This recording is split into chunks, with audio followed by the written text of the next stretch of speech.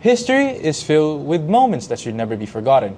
At the moment, we are still being hunted by a president whose horrendous action left an enormous scar on the nation.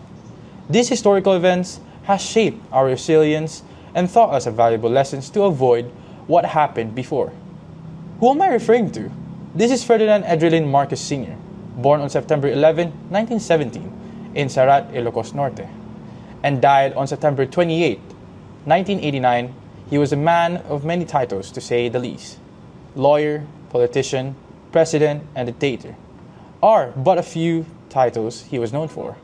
He was first elected as the President of the Philippines in 1965 and was subsequently re-elected in 1969. His reign was finally put to rest by Filipinos themselves through the People Power Revolution that occurred in 1986.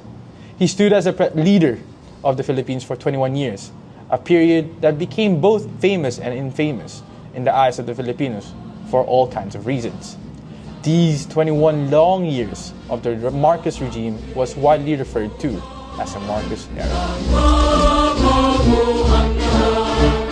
We have not deprived anybody. I chair that while we are a free enterprise society, we have an egalitarian base. Ferdinand Marcos was inaugurated as the 10th President of the Philippines on December 30, 1965, with Fernando Lopez serving as his Vice President. In his first term, Ferdinand Marcos did many things, an example being agricultural projects, taking credit for creating a new variety of miracle rice in 1968.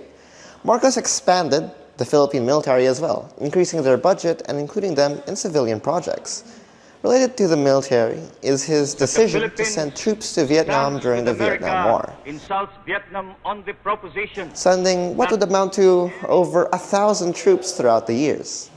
Heading into the re-election of 1969, Ferdinand Marcos sought to run for a second term. For this, Marcos spent at least $50 million in investing into infrastructure, hoping to impress voters. At the end of the 1969 elections, Ferdinand Marcos had won, granting him a second term as President of the Philippines. Now, entering a second term, Ferdinand Marcos' spending on infrastructure had made way for public unrest, as the massive spending led to a crisis wherein the country had to seek help from the International Monetary Fund, leading to the devaluation of the Philippine peso and inflation. The public unrest slowly escalated from protests, where the presidential palace was entered by protesters, into bombings leading to injuries and casualties. After these incidents, Ferdinand Marcos declared martial law, with official justifications such as it being a response to various leftist and rightist plots against the Marcos administration. With the rule of the Marcoses, we must also recognize some of the achievements that served their purpose for their time, or rather today. Achievements that help shape and improve the Philippines' standing. His projects and contributions focus heavily on infrastructure, which laid down the building blocks for education, transportation, power and energy, agriculture, healthcare, and waterworks. These include projects such as the creation of the Philippine State College of Aeronautics in 1969, LRT-1, San Juanico Bridge, SLEX or NLEX, which was the first in Southeast Asia, the Bataan Nuclear Power Plant, and, hydro power plants. Self-sufficiency and experts on rice products. Despite violence during the time, hospitals such as the Philippine Heart Center, the Lung Center of the Philippines, National Kidney and Transplant Institute, and the Philippine Children's Medical Center were founded. One key social contribution he made was he signed the Presidential Decree of number 633, which instituted the NCRFW, a body that ensured the full integration of women for economic, social, and cultural development. It was the first national women's machinery established in Asia. However, amidst all of these successes that were being highlighted during his regime, many of his foundations he laid down, aside from what I stated earlier, never blossomed into stories of successes and became a mere memento of the eventual failures that the Marcos era would be infamous for. Not all tyrants can stay on top for long. Let's discuss and take a glance at the downfall of Marcos Sr. and the Marcos era itself. During the prime moments of his reign, many enjoyed his presidency because of the abundant economic growth and infrastructure development.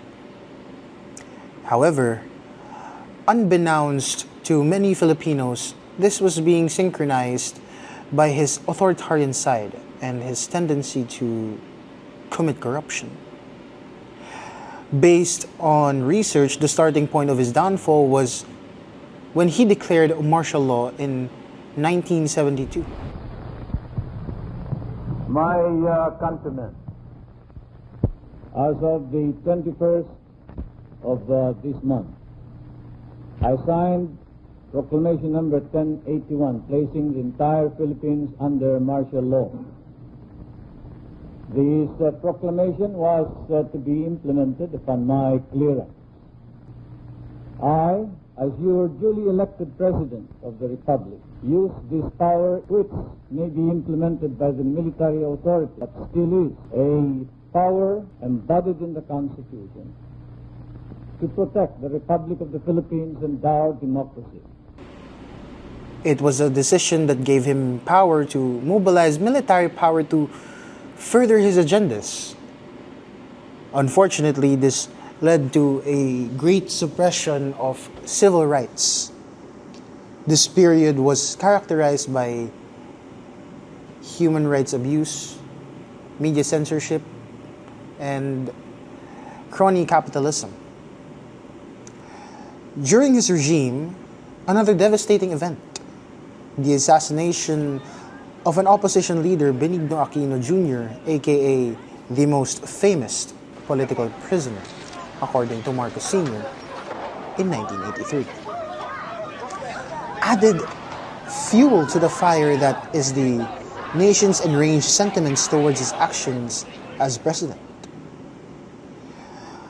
This ultimately led to public outrage and political instability, leading to larger cracks on the walls of the tyrant Marcos Sr. and his regime. 3 years after an economic decline, poverty, and crony capitalism were widespread all over the country, causing a domino effect that led to the fall of the Marcos era. The EDSA People Power Revolution in 1986 became the last bullet to put an end to his authoritarian rule. This signified the reinstitution of the democracy in the Philippines. Throughout the years, the Filipino people's opinions regarding the era of the late Marcos Sr. have ultimately led to a complex situation that can only be described as divided through and through. On one hand, we have a group who experience the sweet side of the Marcos era. Individuals who view Marcos Sr. as the flawless president who was wrongfully ousted and one who could have done so much more for the country. On the other hand, we have a group of people who see Marcos Sr. as the awfully flawed dictator that brought the country and its people down to their knees thanks to the many failures and tragedies that have occurred during the Marcos regime. Today, the legacy of the Marcos name seems to have gone down a more favorable path in the eyes of the Filipinos, as evidenced by the election of Ferdinand Bongbong Marcos Jr. as president during 2022. Through it all, one thing remains true.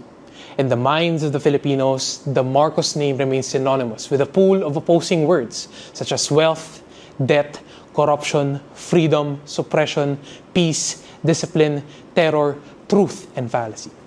The Marcos era, truly one of the most prominent, infamous, and famous periods of our history that is not meant to be discredited, not meant to be forgotten, not meant to be altered.